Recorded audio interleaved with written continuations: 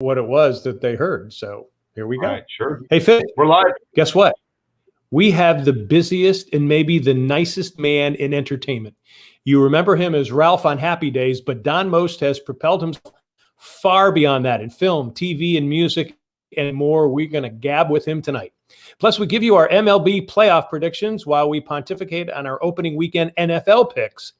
But we are gobsmacked at the matchups this weekend in college football. Plus, we have our schmuck of the week who is banned from a zoo and who's got the swag should be the king of social media. Hi, everybody. Welcome to Daily Fish. John Daly here with Eric Snyder, a.k.a. Fish. We are coast to coast coming to you from Las Vegas and Myrtle Beach. We talk sports, entertainment, and everything in between. Good show tonight, Fish. I'm ready. You're going to dwell on that one story, I can tell.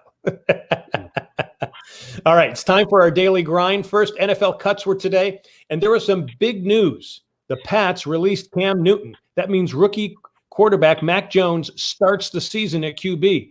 Now, I think it kind of makes sense. You need two totally different offenses if you have both those quarterbacks on your team. Fish, you surprised about this at all? No, the writing's on the wall. Mac Jones was picked with the 15th pick in the draft. It's a first-round pick. You said it earlier on one of our recent podcasts. If you're paid a lot of money in the first round, you're going to play. There's no more waiting 3 years. And Cam had a very good preseason, but Mac Jones was dialed in. So I'm not surprised at all. All right. Here's something else we've seen reporting now is that Cam Newton, he may be going to the Cowboys to back up Zach. What do you think about that move? I disagree. I think there's two places he goes. One's to your old team, the New York Giants, because they're not happy with Mike Glennon as a backup quarterback. And Daniel Jones needs someone, if he has a problem with the series, go off and talk to someone, on the sideline and say, what did you see? The one that makes the most sense is the Washington football team. Ron Rivera was his old coach in Carolina. They have Ryan Fitzpatrick as a starting quarterback. No disrespect to Ryan Fitzpatrick, but Cam goes in there and it's instant credibility. Yep, I agree. Here's another big possibility for cut down day. The Dolphins may want to sign embattled Texans quarterback Deshaun Watson. What are you hearing? Well, they got to trade for him. And the bottom line is the Texans aren't backing off from wanting 3 first-round picks. And no one's going to do that because the legal battles that Deshaun Watson is battling with right now, it's still up in the air. I mean, I still think the Texans are one of the worst organizations in sports. They're talking about keeping this guy in the 53-man roster, Deshaun Watson, and making him inactive. It means he makes $39 million for sitting on his ass, which is what you and I do. Yeah, yeah, absolutely. One of the things during the week you mentioned to me that COVID might actually create some problems for teams and their records, and also teams in the locker rooms. What are you thinking?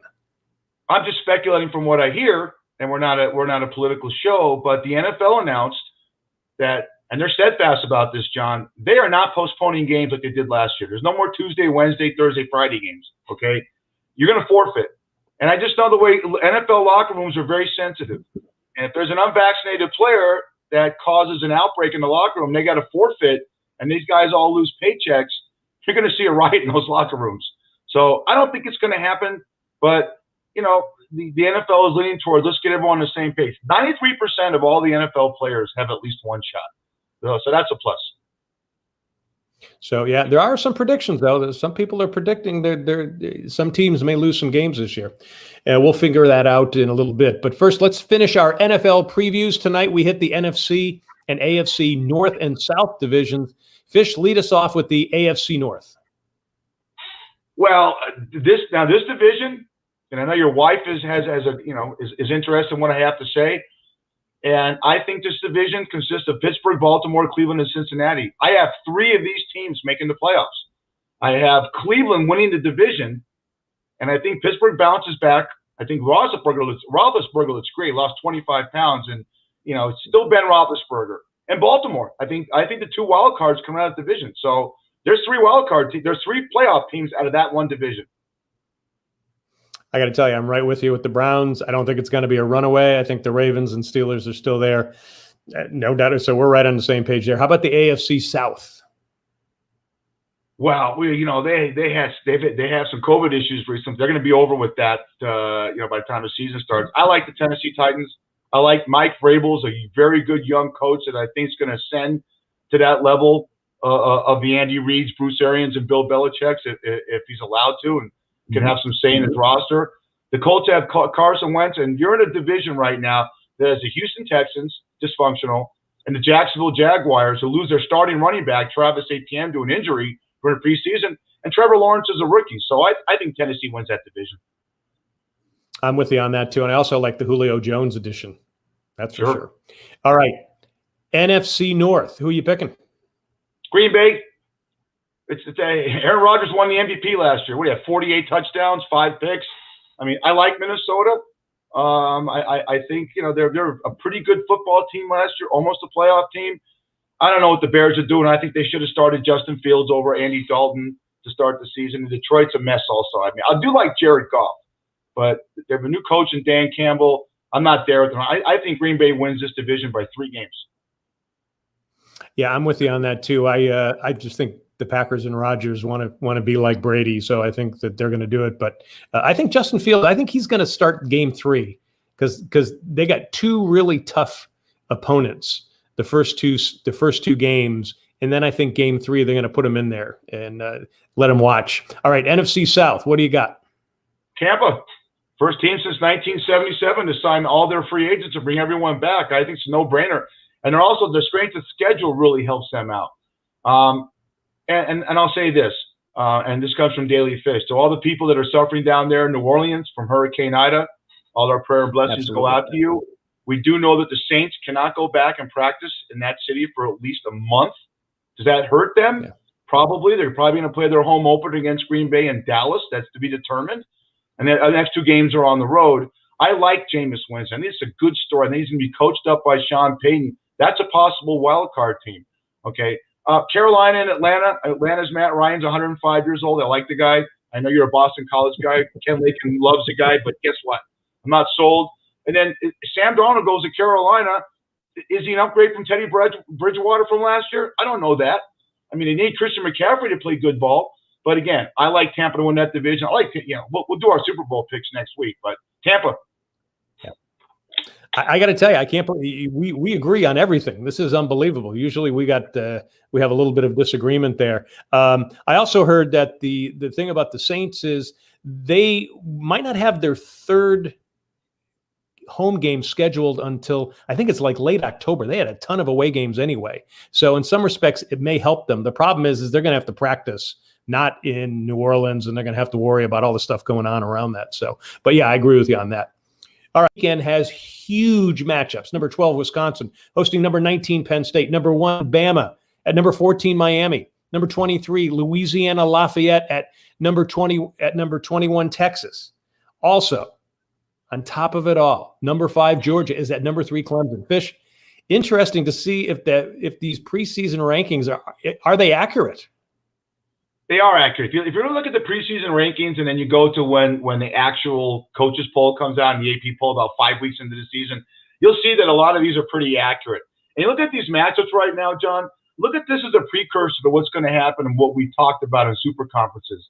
When you have all these different, you're going to have a lot of great matchups every week, but to have the first full week of the FBS have these kind of matchups, incredible. I mean, Bama, Miami, Georgia and Clemson, you don't have that in the first week, and I think it's incredible. Look, the season started last Saturday with Nebraska, Illinois, and UCLA and Hawaii. Names, but not names that are ranked, and they had huge ratings. I can only imagine what this weekend's going to be like. And we'll take a look at the ratings, too, next week when we come back on this. But this is almost like November, like early November scheduling. And it's crazy. So it'll be fun. Yeah. All right. More predictions. Let's dive into our MLB postseason with less than a month. All right, Fish, who's going to the World Series? Well, I picked the Padres and the Yankees to start the season out. I'm wrong. The Padres are basically done. The sexy picks, you kind of root for the Oaklands and you root for, the Tampa Bays, but it's the Dodgers and the Yankees. The Yankees have won, 13 out of 14. You follow a little bit more than I do. The fact that the Dodgers are playing this kind of great ball, Clayton Kershaw is out for at least a pro. He's out every year for 2 months. Trevor Bauer's going through that crazy the crap off the field, which is very disturbing. He's been out for 2 months, and they're still playing great ball. I got the Dodgers and the Yankees. Yep. Go ahead. I'm sticking with the Dodgers and Yankees like I did in March. So here we go again. We're getting boring. We're getting boring. We're agreeing on everything. I still think the Yankees are going to pull out the AL pennant, even though they're I don't think they're up to what the Dodgers are doing. But I got to tell you, the Dodgers pitching is just way too deep, and that's why I think they win the series. But the acquisition of Scherzer for the Dodgers, I think, was what got them over the top. Not only was he a team leader on and off the field, but he just solidified that pitching staff. And then I got to tell, I think Gallo and Rizzo for the Yanks are the difference there. So I think those two trades are the biggest trades that really solidified what's going to happen for the season. What do you think? Well, I just got a comment from Marcus Mosier saying it's a bad look for baseball, Daily Fish. Again, the two highest payrolls, and that's the problem with baseball. We've discussed that with Doug Flynn said it last week. Until we get something going on with some kind of salary cap, you're going to start seeing this again. Tampa and Oakland don't have a big salary. Their salaries are not as big as the Yankees and the Dodgers, and I don't have any confidence in them, even though they're going to make the playoffs, winning. I don't. Yeah, I agree. We're going to have to wait and hope maybe Milwaukee and Chicago do something. All right, now manager of the year. Who are you picking? Well, this is great. I love this. The Giants, the San Francisco Giants, were picked fourth in that division, and Gabe Kapler's done a phenomenal job with that team. You lose Madison Bumgarner. In the AL, how about old guy Tony La Russa with the Chicago White Sox? I think it's a great job by Kapler and La Russa are my two managers of the year. Yep, I'm with you on that as well. Okay, and this one's going to be even easier for us. The MVP. To me, this is a no-brainer. The Shohei Show. I've said this numerous times on this podcast. I've said this numerous times, you and all the phone calls we do with each other. This is the greatest sports story this year of any sport. Yeah. And we're the only ones that talk about it. So, again, should we continue this podcast? We're too much in agreement. I don't know. Maybe we need Donnie on here to kind of break up the, the monotony. Woo. I think that's what we need to do. All right. Hey, folks, you got questions or comments during the show? Just like Mark gave us, use the chat box here, or you can email us at dailyfish1, the number 1 at gmail.com, or post to Facebook at daily.fish.5. Better yet, record yourself. Short and tight. Also, do it horizontal on your smartphone and send it to us at dailyfish1, the number 1 at gmail.com. All right, time for some binge watching fish. I'm going to go first. The Dairy Girls on Netflix. This is hysterical about high school kids living in Londonderry, Northern Ireland in the 1990s during the civil unrest there. This is absolutely hysterical, especially like me if you're raised Catholic. Now, the kid actors in this are absolutely fabulous. Season 3 is going to air in 2020, next year. They can't do any more. Why? Because the actors won't look like they're in high school anymore. It's really a good watch, though. Good. You know what? That's a new one. I have not. I can't wait. Thank you. There's 3 types of shows that I binge watch: mob shows, sci-fi, or shows that have wild sex scenes in it. This time I went to sci-fi and the new and improved Lost in Space on Netflix. It's terrific. Do you remember the old Lost in Space in the 60s with the danger of Will Robinson with the robot? Will Robinson. This is the Dr. same Zachary character. Smith. Zachary Smith. Well, Zachary Smith is now Parker Posey playing Zoe Smith, takes his identity, and she's a schizophrenic psycho that takes over the show.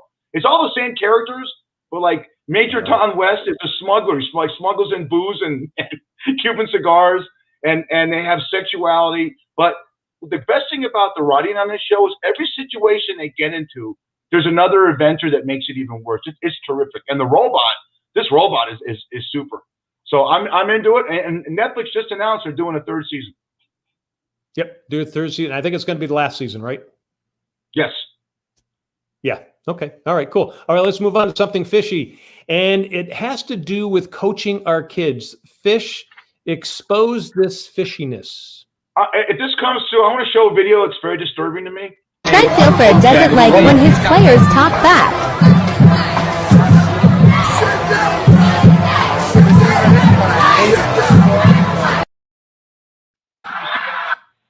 He got involved with the kid on the sideline, pushing at him and yelling expletives towards the kid, and it got kind of physical. Now he's in trouble. And this is an NFL quarterback that won a Super Bowl. All right. what's fishy about this, this is the segment that I get pissed off and I vent out all my anger. I've coached Little League baseball for years and Pop Warner and Little League football, and I can't tell you the bullying that goes on the coaches and by the parents towards the coaches and the kids. I've actually had a 7-year-old kid play Little League baseball for me, and the mother walked up to me and said, "You know what, Fish, Eric?" He goes, "My kid's a major league future star. It's your job to develop him." And I said, "You're nuts." I said, "All these kids care about is where we're going to go eat after the game. Are they getting Happy Meals from McDonald's or are we going to Dairy Queen? Have fun." We've lost the fun of this game, okay? Coaching's supposed to be fun. I said this a while back on the podcast. Let these kids be kids. Quit bullying them. There's enough pressure on kids nowadays with social media, all the crap they listen to from other schoolmates. And bullying's a big problem in our society, especially with kids. Sports are just an avenue where they learn competition and have fun and camaraderie, and it brings all the cultures together. You get kids from inner city, kids that are from Beverly Hills, and they're playing sports together, and they're developing friendships. Stop bullying these kids. I agree with you. Agree with you 100%. Again, I agree with you. Okay. All right. Still ahead, we have our Schmuck of the Week along with Who's Got the Schwag. First time for the Daily Fish Hook. We have hooked that outstanding end to the BMW Championship between Bryson DeChambeau and Patrick Cantlay. Talk about opposites. DeChambeau crushing drives while Cantlay just stayed within himself and saved so many holes with clutch putts. The lesson, drive for show, putt for dough. Don't you think? I love that line. You told me that line on the phone the other day. I'd never heard that. And I've gotten more into golf since we've done this show. So I watched the highlights of that thing. And, I still don't, we talked to Don Most before the show. We did a little rehearsal. I don't understand how you can be 24 under in a tournament. How does that work? And these guys had tremendous scores, yet it seems like DeChambeau couldn't make a putt to seal this thing, and Cantlay, and then it just kept going on and on. It was like one of these hockey games you see that go into 7 overtimes. Yeah, well, and when you get to the overtimes, it's hard to make birdies. I think between them, I think they only made one birdie or only 2 birdies between them. But they were making. I mean, DeChambeau he came close to shooting a 59 in one of the rounds. If he hadn't missed a easy putt, he would have easily had a 59. But yeah, and there's some heckling stuff going on there between the DeChambeau and Brooks Koepka fans that at some point we'll talk about that. But we'll agree on that too. So anyway. All right. Thanks for tuning in, folks. Again, we are Daily Fish. We are live on Facebook Tuesdays at 8 p.m. Eastern, 5 p.m. Pacific. We are on DBNA television, on Roku, Amazon Fire, and soon Apple TV. May have a new station coming up too soon. We stream 24/7 on the DBNA television website at dbnatelevision.com. Follow us and like us at Facebook at daily.fish.5. Subscribe on YouTube. All right, time for our Schmuck of the Week. Fish, a love affair that goes bananas. Fish, you can go ape over this one. Go for it, buddy. I told you before the show, I have to keep a straight face. This is Cheetah. Look at that beautiful chimpanzee. Look at that face, okay? Now, this story is about a love affair, right, it goes bananas. A Belgian woman, 80 Timmermans, was banned from coming into contact with this chimpanzee at the Antwerp Zoo. She visited Cheetah numerous times a week for 4 years, and the chimp was not responding to other primates. She claimed that, I quote, "We're having an affair." Rumor has it that she would walk into the zoo and flash her tits, and the ape went ape shit. Okay, I heard the real story. Daily Fish sent out. John Williams from Japan went over to Belgium and figured this out. Is that they broke up because the chimp was vaccinated and she wasn't. But I don't get it. I mean, this is such a sick society. The bottom line is the chimp was not responding to other primates and wouldn't mate because it fell in love with this woman. So, you think there's going to be sorry? No, go ahead. I was going to say my experience is that this is fake news. Because I think it's just her parents that came up to it. Because I remember parents of some girls I dated back in West Hartford, and they said the same thing about me. He's a chimp. He's an animal. So this could be a big smokescreen, Fish. Well, the last thing I'll say about this, I'm concerned with all these apps we have. We have farmers.com, which you're on, Match.com, Tinder. Now you're going to have what? Getachimp.com? I mean, Hey, look, we don't condone bestiality on this show, and it wasn't. There was nothing physical, but I would love to be there when she flashed herself. I'd love to have a camera on that one. Let's move on. I'm dying here. Yeah, I think we do before we get into any more trouble. All right, let's see who's got the swag this week. We are toasting a social media star. This is a great story. This is my favorite story ever. Look at this handsome guy. This is Tommy Marcus, whose alter ego is Quentin Quarantino. You know what this guy did? He raised $7 million on GoFundMe to get people out of Afghanistan. Look at this kid. Yeah. He's single. You think now, you talked about women, the mothers. How about the mothers trying to set their daughter up with this guy? There'll probably be a script about this guy. True stud. I agree. All right. And now we toast him. We toast Tommy with our drink of the week. What do we got, Fish? You got Chardonnay. A glass of wine on a, hey, you know what? Donnie's toasting us too. I see Don Most in the background. He's toasting us. So, Donnie, we're going to toast you, and we're going to toast Tommy Marcus, because Tommy Marcus did something that's so valiant, and in troubling times, did not think of yourself and think of other people. We'll always toast you. Cheers. There we go. Beautiful. Cheers. All right. Daily Fish Drink of the Week is sponsored by Shucks Tavern in Vegas. Great seafood and drinks in 2 locations. Head to the Shucks Tavern on North Durango on the northwest side of town, where fish is overnight. Say Daily Fish Podcast, you get a free drink. Do it the next day, a free appetizer. That's Shucks Tavern. Check out Shucks Tavern on Facebook. All right, we're just getting revved up. Up next, we gab with Don Most, prolific and longtime actor and entertainer, and Happy Days is only a small part of it. But first, let's tell you about MedSonics. If you're in Vegas and you're in pain, go to MedSonics. The sound wave technology relieves pain. I've used it. It works for me. It is non-invasive. You sit there for 25 minutes. The pain is gone. The website is medsonics.com. It's spelled MEDSONIX, medsonics.com. Al is the inventor owner. Tell him Daily Fish sent you. All right, let's bring him in now. He's been acting for you since 1974 on Happy Days. He is currently in a half dozen films that you will see in the theater, on TV, and streaming very soon. Plus, he is one of the best crooners you need to bring to your next company party. Let's bring on the man, Donnie Most. Don, welcome to Daily Fish, John. and toast to you. Cheers. Hey, John Fish. Cheers. Absolutely. I want to know where the fish came from.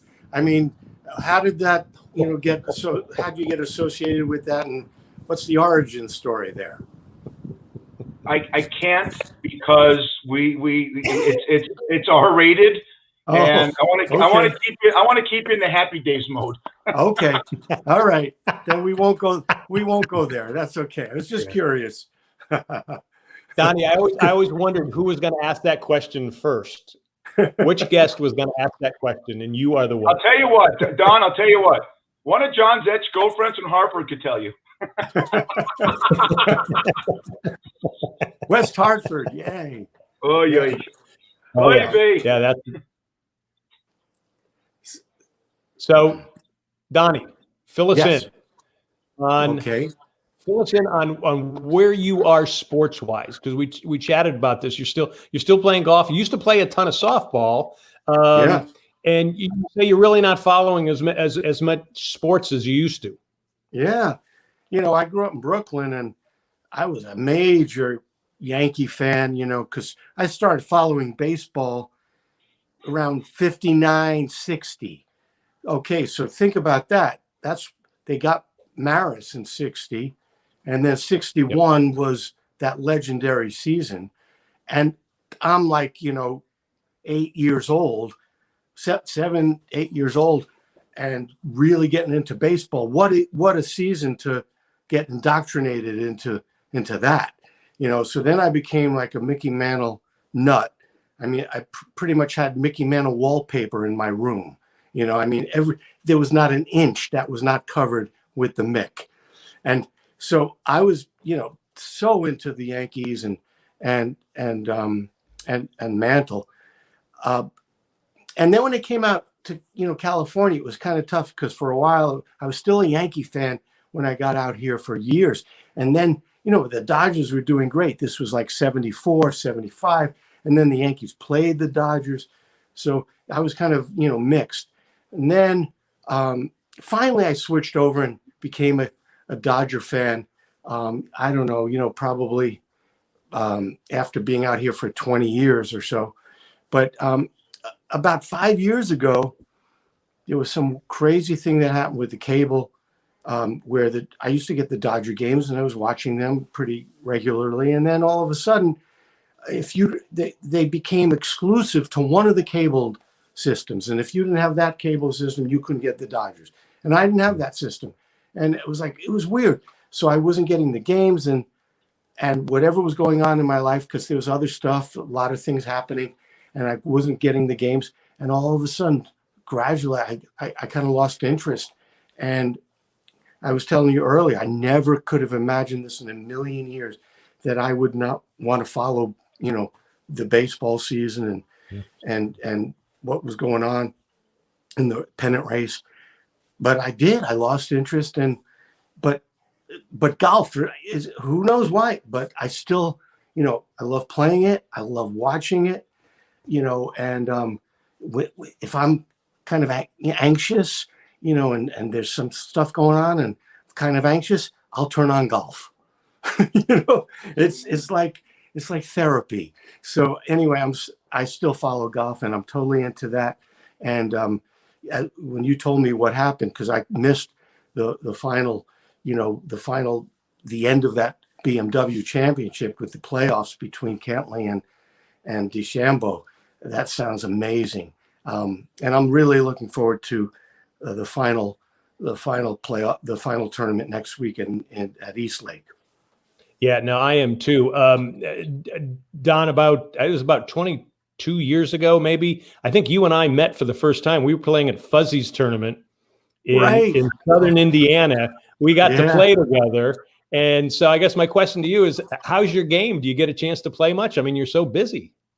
I haven't gotten a chance to be out in the course much at all over the last 3 years. So my game has suffered. But I went to the range a few hours ago because I'm feeling like, I really want to get back into it. So I've been going to the range a lot, and I'm hoping, how it is though, John, you could be really great on the range and you go to the course sometimes, and then there's this mystery gap that happens. Like what happened from the range to the course? But, I'm going to keep working on it because I'm too addicted. The game is, as much as I love baseball, I've come to love golf even more because I think it's a microcosm of life. Because you're put into all these situations. How do you adapt to it? You get these bad breaks, which happens in life. How are you going to deal with that? It's everything that happens in golf. I see a real analogy in life.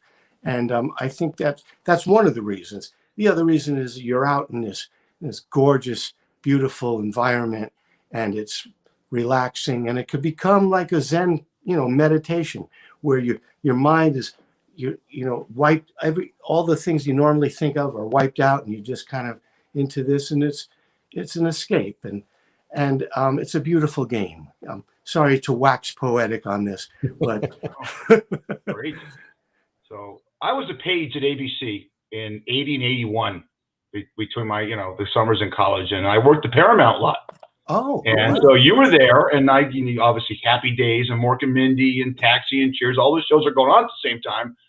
And I have to ask you, because everyone knows about the show and the great camaraderie you have with Henry Winkler and Anson Williams and Ron Howard. But there's 3 places outside that Paramount lot: Nicodell's, Lucy's El Adobe, and look at his face, Astro Burger. Okay? That's where you went to eat, John. If you didn't go to the commissary on the Paramount lot, Don knows this. But I got to ask you this. You guys are at the top of your game. You're studs. You're the #1 show on TV. Did you guys ever go out clubbing together, you and Anson? I know Henry got married in '76, and Ronnie Howard still is always Opie. He probably got married when he was 12. But did you guys ever go out and party together? We didn't go clubbing together. Now that you're asking that, I don't know why. It just, I don't know. Probably maybe we felt it would have been, draw so much attention because, we were #1. And as you know, back then, There was no internet. There was no cable. There's 3 major networks. So we had, if you're a hit today on TV, you've got, I don't know, 5 to 10 million people watching you, right? We had 60 million people watching us when we were number 1. So to go out everywhere you go. And if we were to go out all together, I think we knew that that could be a little too chaotic, a little too much. So we didn't. But yes, I mean, it was still fun to go clubbing as a bachelor with all that sort of notoriety, and it certainly gave some fringe benefits to the show, for being on the show. So a little background on you is that you go to Erasmus High School, you go to Lehigh University, you study engineering, and on your 3rd audition, you nail Ralph Malph. I think it's wonderful that the producers of that show could take 2 boy chicks, one from Brooklyn, you, and one from the West Side, and Henry Winkler. Now, and I have a little Italian heritage. How do you make a 5'6" guy in Henry Winkler, Arthur Fonzarelli, and make him a tough Leatherneck biker and get away with it in Milwaukee? Laverne and Shirley worked because these 2 broads look like they could work in a beer factory and fart and get away with it. But the cast was wonderful. And so my question to you is, when you auditioned for Ralph Malph, did you audition for any other roles on the show? Or was that just Ralph Malph? No, what the fact of the matter is, I was auditioning for Potsy. They didn't have Ralph as a regular character. It was So I was auditioning for Potsy, and I went through several auditions and then a screen test. And but Anson was there screen testing with Ron Howard, even though they had done the pilot a year and a half ago. They had actually shot that pilot with Gary Marshall a year and a half ago, and it didn't sell. It didn't sell back then. This was 71 or something like that, 72. Then all of a sudden, a year and a half later, American Graffiti comes out, Grease is hot on Broadway, and then ABC executives said, wait a minute, didn't we have a show about the 50s? Yeah. And they went to Gary and said, we want to do, but we want to make a new pilot, and we don't think Ron and Anson might be too old now. And Gary's like, no, they're not too old. Well, he had to screen test them amongst all these other wannabes, me being one of them, so that the network could look at all of it, see whether they're too old and who they want. So ultimately, they agreed that Gary was right. Anson and Ron looked great for the parts, and they cast them again. So my agent called me on a Friday night and said, you didn't get the part, but the executives liked your screen test so much, they want to create a role for you as a regular character. And there was a small part in the pilot of a guy, Ralph Malph, who was into cars, and they said that'll be your character, and we'll bring him in more and make him a regular guy, one of the friends. So, but I was auditioning at the same time for a dramatic part, in a TV movie that was a World War II period piece, written by the guy who wrote Summer of 42, a guy named Herman Raucher. And I was, back then, I loved that film. Sure. So I went in and I had a great audition for that. And my agent says, you have a good chance of getting this. That's what I was more interested in. I was not looking to do comedy. The roles that I landed when I first got out to LA were mainly dramas. And that's what I was really into. And this was a great, really good script. So so my agent said, we got a good chance of getting that. So when they offered me Ralph on that Friday night, we decided to turn it down. So I passed on Happy Days. Wow.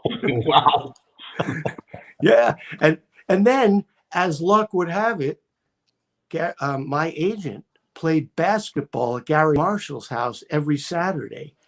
So during a break in the game, he pulls my agent aside and he's like, what's with your boy, turning us down? And my agent told him what happened. And Gary says, Gary said, I think this is going to go as a midseason replacement. And instead of guaranteeing him 7 out of 13 episodes, we'll guarantee him 10. And instead of $750 an episode, we'll give him $1,000 an episode, right? So my agent's, oh, well, you know, so he calls me on Monday and says, I know you have a good chance of getting that other part, but we're not going to know for like a week. And they need to know tonight. And I think we should reconsider. And we did. And then that's how it happened. If not for my agent playing basketball at Gary's house, Wow. Who knows, you know, I mean, it's crazy when you think about that stuff, you know, pretty crazy. It is. To change gears a little bit, I went on YouTube because I am a huge, huge fan of crooners. Oh, And you appeared in Studio City in 2013, and you sang a rendition of Bobby Darin's "Mac the Knife," and you did. John thinks he was there at the time. oh, Talk to me about your passion for music, and I hear that you're wonderful, and are you still doing it? oh yeah. I love that. I was doing that before I was acting. When I was 14, turning 15, I spent the summer in the Catskill Mountains, the New York resort area. And I was part of a nightclub act. I was singing in all the hotels when I was 14, 15 years old, doing this kind of stuff. And that's what I was pursuing. Initially it was Al Jolson. When I was 9 years old, I saw the Jolson story. Then I discovered all the greats, you know, the great crooners. And I was a huge Bobby Darin fan. I saw Bobby at the Copacabana when I was 18, and forget about it. Forget about it. So I got into Darin and all that. And so, but I put it aside, you know, when I changed gears when I was 16, I got into a more serious acting class, and I was really pursuing that because, you know, that music in the 70s was kind of looked on as passé. And I don't know, my father talked to me, he said, you should take a, you know, serious acting class, because he saw me do some stuff. And I loved acting too. So I got into that and just put the music aside. And then things started to happen in New York. I did a lot of commercials and a little TV. And then when I went out to LA, I told you what happened. So the music, you know, I did some musicals and it came into the fray. But I wasn't doing, you know, what I really wanted to do musically. And about 7 years ago, it hit me like, if I'm ever going to do that, I better do it now, because I'm not getting younger. And I put an act together, and I was able to get somebody to get me booked into a jazz club, Vitello's in Studio City. That was the first one I did. The video you saw, that was the first show. And people were, you know, couldn't believe it. They were like, how come we didn't know you could sing? And why didn't you sing on Happy Days and all that? And I'm like, this is in my blood, you know, from the time I was really young. And I've been, you know, listening to that music my whole life. And so it went so well, I continued to do it and started doing some jazz clubs in New York, 54 Below, and the Iridium Jazz Club in New York, and Catalina's Jazz Club out in LA, and the response was great. And I was getting great reviews, and it led to me. I did a CD called Mostly Swinging, which people can get on Amazon and iTunes, with a great big 18-piece band and wonderful LA jazz musicians, and it swings. So I'm doing it. I was at a concert a couple of days ago in Wisconsin, along with Joe Piscopo and Landau Murphy, who was America's Got Talent winner, guy who does that music. And I was just doing it a few days ago. And I was at Catalina's Jazz Club a couple of weeks ago doing it. So I'm hoping things will open up more so I can do it more. And I'm actually about to finish a new CD with a producer in Nashville. So that's all happening. And I'm going to do a symphony gig at Hershey, Pennsylvania in November. And I am psyched to do that, to sing, you know, with a symphony and do all those great songs. I'll be in heaven. But I've also been, you know, acting up a storm lately. I've done 4 films since November, and 2 of them a little before that are on Amazon Prime now. And I'm playing all different roles, from a pastor to a polygamist to a king to a prison guard to the CEO of a big company to a career criminal. I mean, this is what I love to do as an actor, to play all different kinds of roles, and it's been happening lately. So I'm hoping that will continue, and I could just juggle the music and the acting, and maybe Wow. some directing, because I've directed 3 indie films as well. That's You right. can check out Moolah. You guys would love Moolah. It's on Amazon Prime. It's a funny movie, and it's a heartwarming movie. Check out Moolah. It's got a great cast. Daniel Baldwin is hysterical in it. Shailene Woodley, who's a big star now. I cast her. It was her first movie. She was 13 years old. And there's all William Mapother, who's great in it, and Curtis Armstrong. You'll Treat Williams. Check out Moolah. Check out Moolah. It's a really good film that I directed. So talk to me about the Polygamous movie. Is there? Of course, that got Rich's attention because I'm an idiot, and I love that. I went from a pastor to a polygamist. I mean, how much of a stretch is that? It's a movie called Cult Cartel, and we shot it in the same city and in the same houses where some of the fundamentalist Latter-day Saints who are into, they're holding on to the fact that Mormons allowed polygamy back in the day, and that's still going on. And we shot it. Warren Jeffs, who's in prison, we shot in his house, and we shot in other houses, and there were 26 people who were survivors of this sex trafficking and everything that went on. They were in the film, and I played one of these guys who had like 5 wives. One of them was 14 years old, and it's all based on stuff that really happened and still going on, actually, to some degree. So that was an interesting experience. The movie is that's not out yet, and I'm not sure what the distribution is. I think it's going to go to festivals first, and we'll see. But that was yes. I'm sorry. Go ahead. I was going to say you've got another one based on historical that's coming out. It's When George Got Murdered. Yes. Talk about that, because that had to be a tough film with everything going on today, and certainly in the past year. What role did you play in that? And explain what the plot is, because I probably can't do justice to it. Yeah. I got contacted by a woman who was producing, a co-producer on the film with a filmmaker, a guy named Terrence Tykeen. He's a black filmmaker who was a former NFL player, and he's directed 2 films.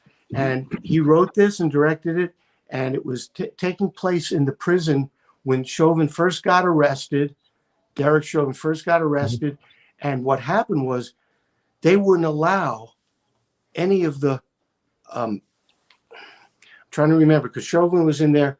They wouldn't allow any of the black prison guards to be on that floor, and so he kind of recreated what happened, and all these other characters around it that were connected to it. I played a prison guard, a white prison guard, and it was a very powerful experience, because we shot it at a jail in Philadelphia that it was a no longer operational jail, so they were able to get it.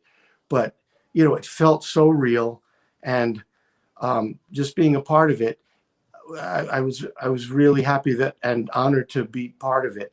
And I think it's going to come out soon. They're talking. They've been negotiating with different platforms. They have an offer from one of them, and I'm waiting to find out when it's going to come out. But I can't wait for it to come out, because I think it's going to be a powerful piece. And they've got some really cool people who come on at the end during credits to talk about where they were when they first saw the tape and how it affected them. And there's all kinds of interesting people who are part of that. So yeah, I can't wait for that film to come out. Yeah. You brought up Shailene Woodley. She's Aaron Rodgers' girlfriend. Yeah, they got married. Oh, they got married? That was quick. I'm pretty sure they got married. Yeah. Aaron Rodgers. Yeah. Good for her. Yeah. So she's wonderful actress, and she's taken off, and I'm so happy, and as I mentioned, I cast her in her first film. She was 13. So I'm very proud of that. But I saw what a talent. I remember when we were editing one of her big scenes, and we finished doing all the edit. We worked on it, and then the editor and I took a break and went to lunch, and then we said we're going to come back and watch the scene.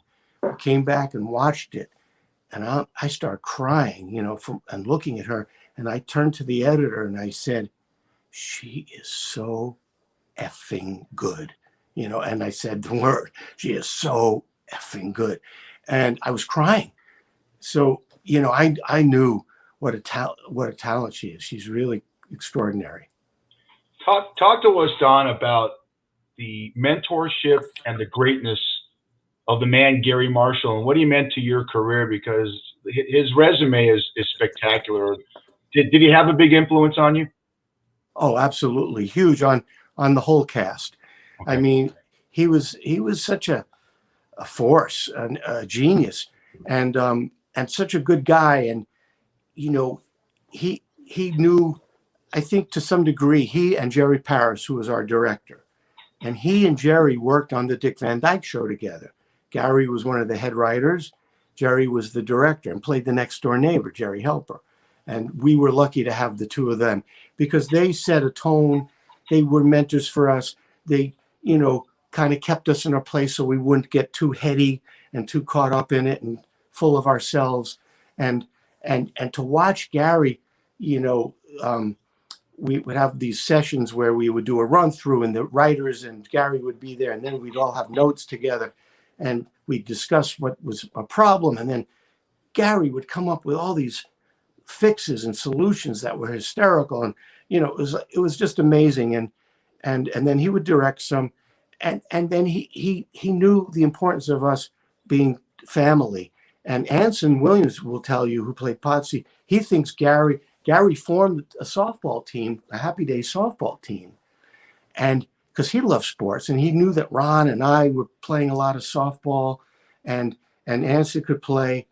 And we had other guys who were extras who were great players. So we formed a team, and Gary would get us to play. We'd fly into all these cities and play in the major league stadiums before the regular game.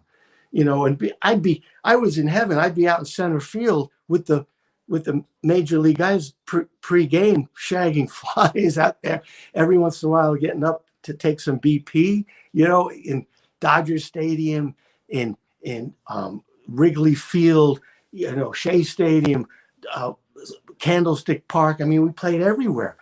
Unbelievable. But here we were as a cast flying into these cities and then getting on the bus and going in and getting into the major league dugout. And I mean, it was like you talk about fantasy camp, and it probably did. We were already bonded, but this experience took it to the nth degree, and Gary knew that, and he would, major influence on all of us without a doubt. Yeah. I played in the Hollywood Show League, and I'll tell you what, some of your teams, you, Taxi, I mean, you guys take it so seriously. We were drunk the whole time. You guys act like you're Major League Baseball players. I mean, I couldn't believe some of it. I won't mention names. Frank Danza. I mean, stick to acting. You're not playing Major League Baseball. We laugh our asses off. We're the Bad News Bears out there. And what team was it? What's that? What was the name of the team? The Schmucks. And we were was it really? Yeah, I think it was the Schmucks, and we were Pages. Joe DeSantis led us, and look, a lot of Pages. You know what a Page is, and I played ball and have a lot of guys, a lot of people on our team, and we had a couple engineers on the prospect lot. We could count them as ringers, but we had a lot of fun playing. You guys are great, and I remember going out to a park. I remember going to Van Nuys Sherman Oaks Park one time, just with my friends, and you guys are playing there, Yeah. And it was great. It was a lot of fun. But boy, John, I'll tell you what, John, you've acted. Some of these actors take softball very seriously. Oh yeah. Well, I was surprised at how many. I mean, growing up, that was my dream. I told you about Mick was my hero. So when I was 7, 8, 9, 10, I'm thinking that's my dream to be a Major League Baseball player. But I think it's weird.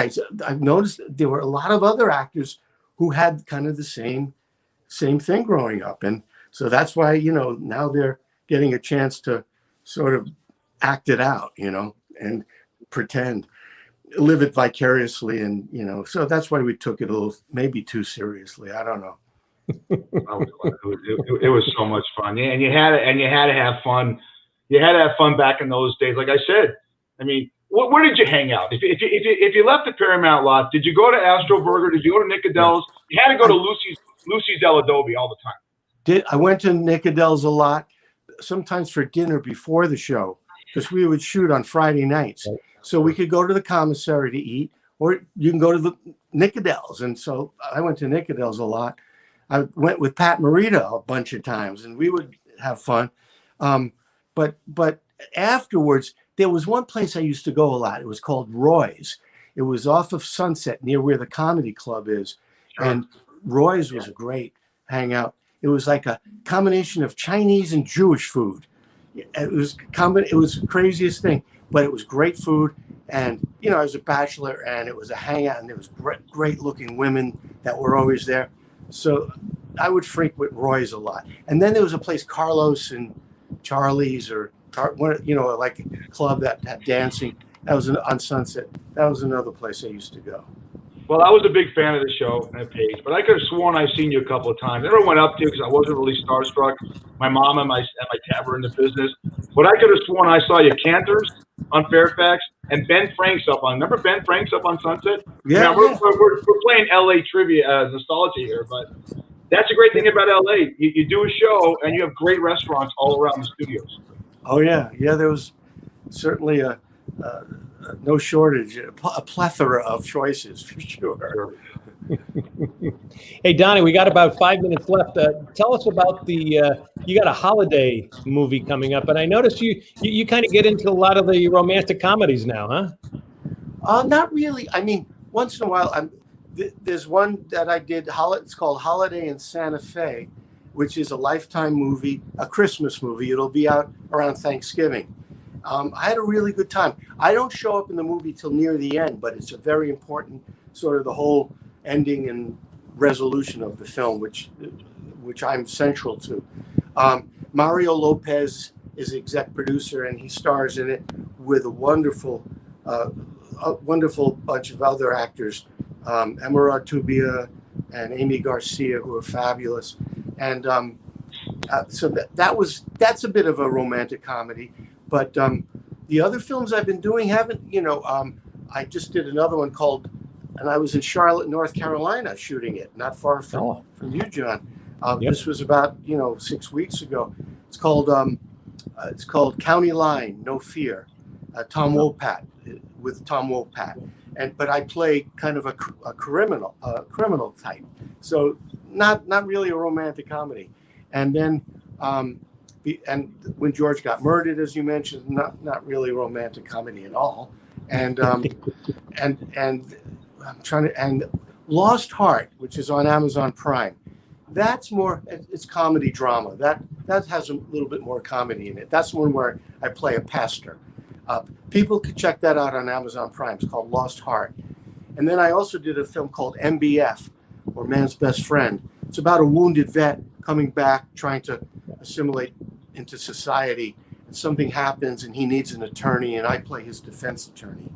And I have some really strong, powerful scenes in that. That's on Amazon Prime. Wow. Real quickly, are you picking these, or is your agent picking these, or do you just kind of, because you really do have a wide range of different films that you've done? Yeah, I mean, I wish I could just pick and choose. Luckily, in the last year, some of them have been coming to me, and if I like the script, and I get some of them. I mean, some of them I still have. I had to audition for the Holiday in Santa Fe. I had to do an audition, and these days I did the audition right here, probably sitting right here, on self-taping it and sending it in, and I got that one. The other ones, some of the other ones I just got offered. I would discuss it with my manager. But, luckily these scripts that have been coming to me lately have been interesting, with different, like I said, very diverse types of characters. And, it was pretty easy to say yes. We didn't really have any hard discussions about it. It was pretty easy. So it's, I'm hoping that continues. I'll probably still have to audition for some and hopefully get offers. But, the dream is you get to that point where, you're just picking and choosing and not having to, have to continue. I've been auditioning since I was, 16 years old. And sometimes you go, oh, do I really have to audition for this? But sometimes you do. But it's better than me just saying I'm done. I'm not done. I feel like I'm entering a whole new phase, and it's just the beginning. And that's great for all of us. That's for sure. All right, everybody. We were talking to Donnie Most, actor, singer, producer, and director. You know him from Happy Days. He has a Christmas film coming out called Holiday in Santa Fe. That's on Lifetime, airing during Thanksgiving. Plus, he will be in a new film not released yet. It's called When George Got Murdered, about the death of George Floyd. Plus, he's finishing up a new CD called Mostly Swinging on Amazon and iTunes. And he's going to perform with the Hershey Symphony. That's in November in Hershey, Pennsylvania. Hey, yes. Donnie, thank you so much for coming with us. It's so great to reconnect with you and talk to you and hear all the great stuff that you're doing. Oh, thanks, John. Yeah, it is great to reconnect. I hope we get to see each other in person, hang out a little bit. And Fish, Eric, great to meet you and really enjoyed talking with you and hope to meet you as well. If you ever come to Vegas, you'll come to the restaurant, okay? We'll keep in touch. What's the restaurant? Chuck's Tavern. Fish. I'll be in Vegas in October. My wife loves tournament poker, and she's going to enter some World Series of poker events. She's cashed in a bunch of them in the past, so I'll be there and I'll come to. We'll have you up. All right. Best seafood in town. That's for sure. All right. Donnie Most, everybody. Donnie, thank you, buddy. Appreciate it. Thank you. Take care. All right. Coming up, Fish and I are going to wrap things up with an issue that maybe we're going to hook and fillet for you and maybe a little bit of next week's show. Need a great golf getaway? The Myrtle Beach Golf Trail has dozens of courses along the Carolina coast. Set up an entire trip. Yourself, your family, a bunch of friends. The site is myrtlebeachgolftrail.com. You can play here year round. All right, Fish, that was great getting reacquainted with Donnie again. I mean, Donnie and I probably hadn't talked for a number of years, but he's just one of the nicest guys in the business, isn't he? I've probably seen that guy around LA 100 times, never went up to him, saw him on lots, and just seems like a really great guy. But I'll tell you what, John, what I'm really excited about is next week we got a doubleheader. And in tribute to you, we're going to do a 25th anniversary show. Our podcast is dedicated to Real TV, a show that you pioneered, a great reality show that people could send videos in. It's the 25th anniversary on September 7th, and we're going to have Tell's going to be on the show and how we're going to do it. Going to have three of the producers who were very instrumental in making the show happen. And also who brought together a great team of about 65 people that made the show go.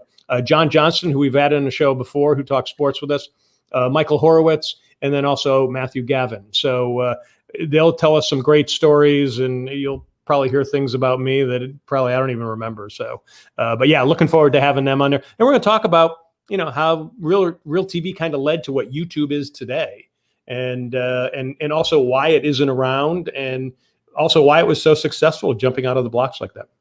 Sure. And then following that show, we're going to have our podcast, episode 19. We're going to have Jesse B. Hearns, Tommy Hitman Hearns' brother, who's a famous chef. He's got his own line of food, great barbecue. He's going to talk about, football starts next weekend after that. And he's going to tell us about all the great tailgating barbecue items you can put on that grill. And he's a lot of fun to talk to. And he's got a great relationship with Mark Davis of the Raiders.